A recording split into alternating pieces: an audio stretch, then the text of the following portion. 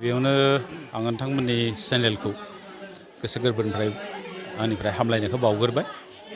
जिहेतु दिनै जनाय जिल्ला बर' थुनलाइ आफादा मोनसे मोजां हाबाफारि लादों।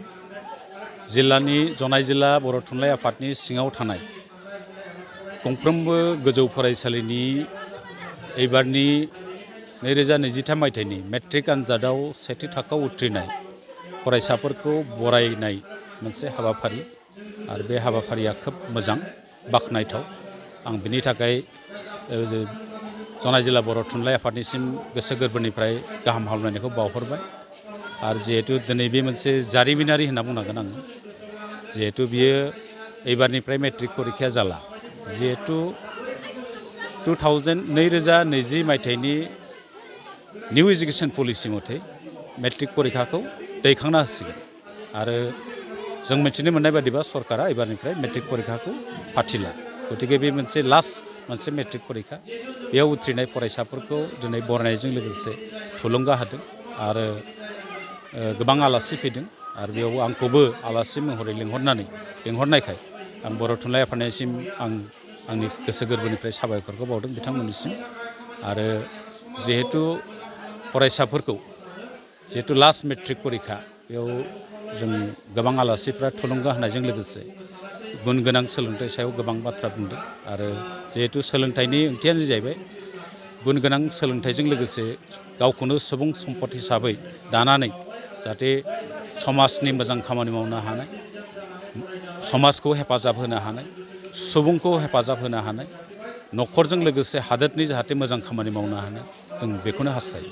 जों बोसोरफ्रामबो नुनो मोनो जे जिल्ला हिसाबै फरायसाफोरनि फरायनाया हौवासा हिन्जावसानि बिबाङा खोब समानैनो थाङो। नाथाय दख'रा हिसाबै बुंनो थाङोबा हिन्जावसाफोरनि फरायनाया बांसिन गोजौआव थांनो हमदों, हौवासाफोरा बहुद डाउनाव थांदों। बेनि सायाव मा बुङो? मानि लोरबांथि बुङो? बे उन सिगां मालाबा जायो आरो बेफोर खार'ना जाहैबाय जोंनाव गोबां जाहोन दं फरायनायाव इफेक्ट गोलैनायनि। सासे फरायसाया दहाय मोजां सासे बिबुंथि होदों। बेनि बिबुंथिनि गेजेरजों जों बेखौनो मिथिदों मबाइलखौ बिथांमोना बांसिन टाइम होयो आरो टाइम होनायखाय बिदि जादों। बेनिखायनो जों खावलायदों जे मबाइलखौबो नायनाङा होनना बुंनाङा, जों नायनांगौ, बेखौ रुटिनाव लाफानांगौ। थारमाने नों मा समाव मबाइलखौ नायगोन बे फिक्स टाइमाव नायबानो जाबाय, बाखि टाइमाव फरायबानो जाबाय। आरो जिहेतु हिन्जावसाफ्रा जुदि आवगायबोदोंबा जोंनि खोब मोजां लैखोन बियो। आरो हिन्जावफ्रा जिहेतु बांसिन न'आवनो थायो, गेलेनाय मानायाव एसे खम, बिथांमोना न'आव बांसिन थानानै।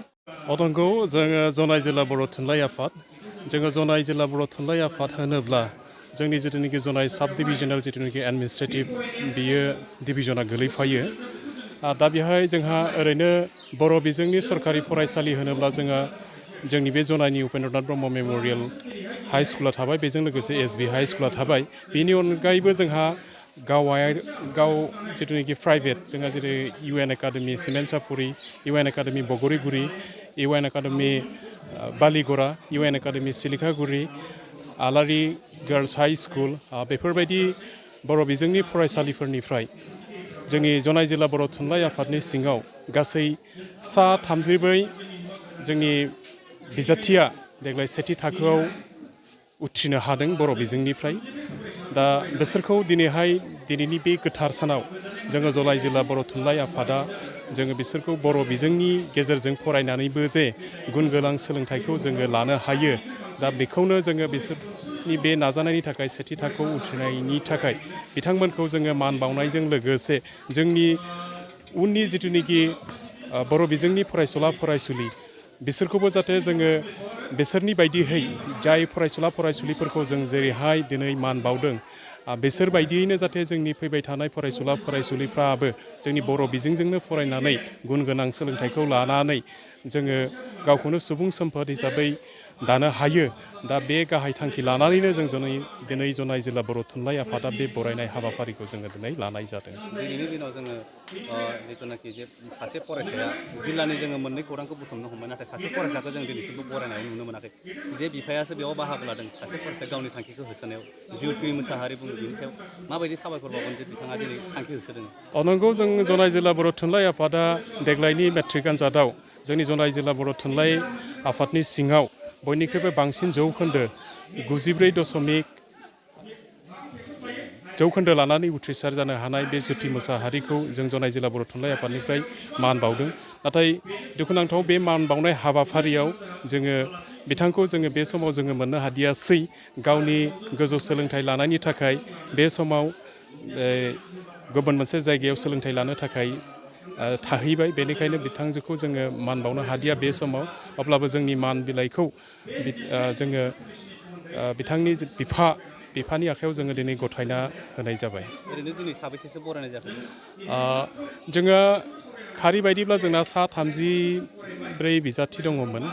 दा बेनिनो जोङो दा साबैसे जों दिनैनि बे हाबाफारियाव दिनै जनाय जिल्ला बर' थुनलाइ आफादा बर' बिजोंजों फरायनानै 2023 मायथाइनि मेट्रिक आनजादाव फार्स्ट डिभिजन जानाय बे फरायसाफोरखौ मान बावनाय आरो बरायनाय हाबाफारि लादों।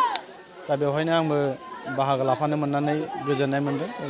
जोंनि गासै ओनसोलनि फरायसाफोरा बाहागो लादों आरो लोगोसे गुबुन गुबुन आफादनि दैदेनगिरि बिथांमोनहा बाहागो लानानै दिनै मेलाव मेहेरगोनाङै बिबुंथि होदों आरो बेवहायनो फार्स्ट डिभिजन जानाय फरायसाफोरनि बिमा बिफा बिथांमोनाबो बाहागो लादों। बाहागो लानानै बिथांमोना मेलखौ मोजां जाफुंसार होनायनि थाखाय दा बिथांमोननिसिमबो गोबां साबायखर। आरो फैबाय थानाय समाव आं बेखौनो आसा खालामो दुलाराय बर' फरायसा आफादनिफ्राय धेमाजि ओनसोलाव बा जनाय हालामाव जाहाथे नै देग्लाय जिखिनि 65 जन धेमाजि जिल्ला हिसाबै बर' बिजों फरायनानै मेट्रिक आनजादाव फार्स्ट डिभिजन जाबाय। दा बेनिफ्राय बांसिननिफ्राय बांसिन फैबाय थानाय समाव आसा खालामनो हायो आरो मोजां रिजाल्ट जायो। फैबाय थानाय समाव जों मोनसे आसा खालामनो हायो, जेरै आसामनि लेभेलाव टप 10फ्राव जायगा आवग्रिनो हायो आरो बेखौनो आसा खालामदों। दिनै बेखौनो थांखिनानै दिनैनि मेलनि गेजेरजों फरायसाफोरनि गेजेराव बेखौनो सावरायनाय जादों। दिनैनि बिथोन बायदि फैगोन बोसोराव मेट्रिक आनजाद जानाय नंला, बेयाव फरायसाफ्रा माबा मोनसे हांमा थागोन बायदि सानो नामा? बेथ' NEPनि बिथोन बायदि जि मेट्रिक आनजादा जाला बेखौ मिथिनो मोन्दों। दा बेवहाय फरायसाफोरा माबा मोनसे हांमा थानांगौ जों बेखौबो सानाखै। दिनै बिनि दा जिनिसा जाहैबाय माने सेमिस्टार हिसाबै सेमिस्टार बायदि बे कलेजाव जेरैबायदि सेमिस्टार आनजाद जायो, दा बे क्लास परिखाफ्रा क्लास आनजादफ्रा बे सेमिस्टार आनजादै जागोन आरो उननि समफ्राव जों माबायदि जायो बेखौ आपडेट मोनबाय थागोन।